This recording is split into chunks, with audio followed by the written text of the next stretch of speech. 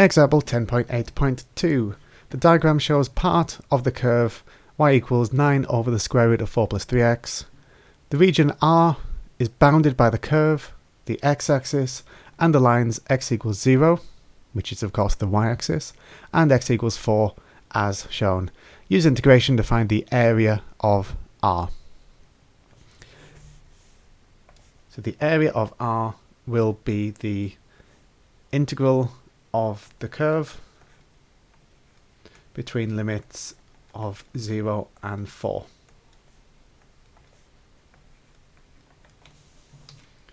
On the diagram we have the intercept with the y-axis. We don't actually need that information. Everything we need is right here. Limits of 0 and 4, and it's the curve, the equation of the curve that we are going to find. Now this area we can see from the diagram is above the x-axis, so this integral will come out positive. If I get a negative answer for this integral, I know I've done something wrong. Okay, let's just rewrite this slightly. I'm going to write it as 9 multiplied by, open brackets, 4 plus 3x, close brackets, to the power negative 1/2.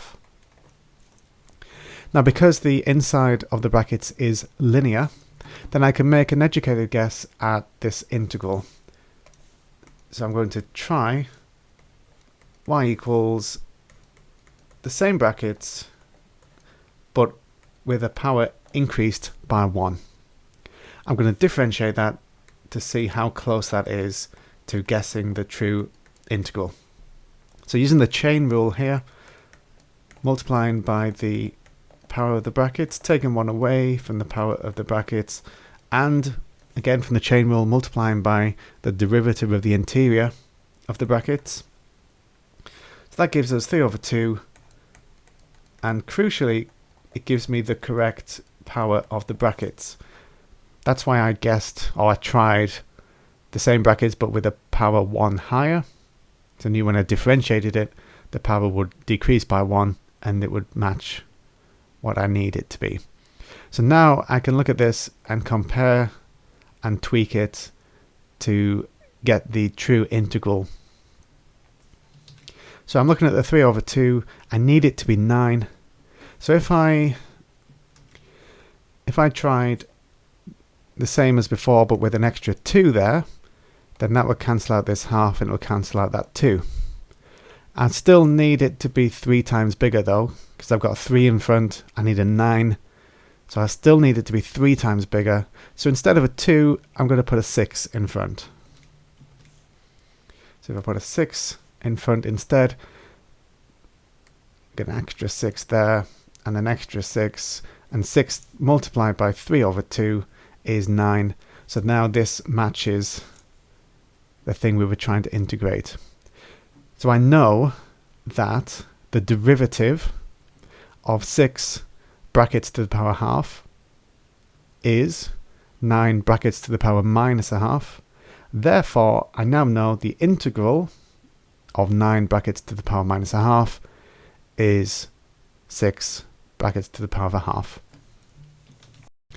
Just to summarize that one more time, remember that differentiation is the reverse of integration, and vice versa. Integration is the reverse of differentiation.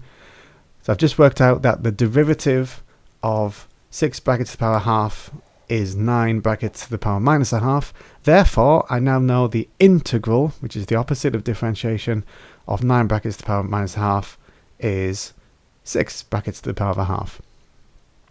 And that's how I've worked out that the integral in this question is 6. Same brackets. The interior of the brackets never changes. And the limit's going to be 0 and 4.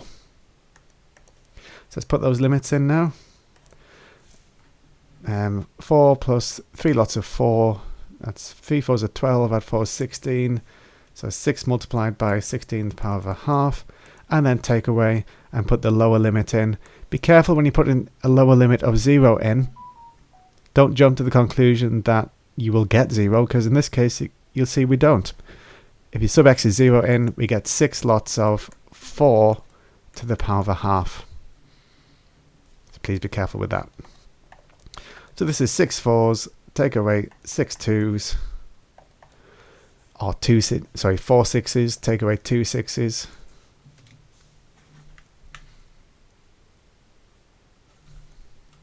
Which leaves us with 2 6s, which is 12. So the exact area under the curve is 12. The region R in the diagram has an exact area of 12.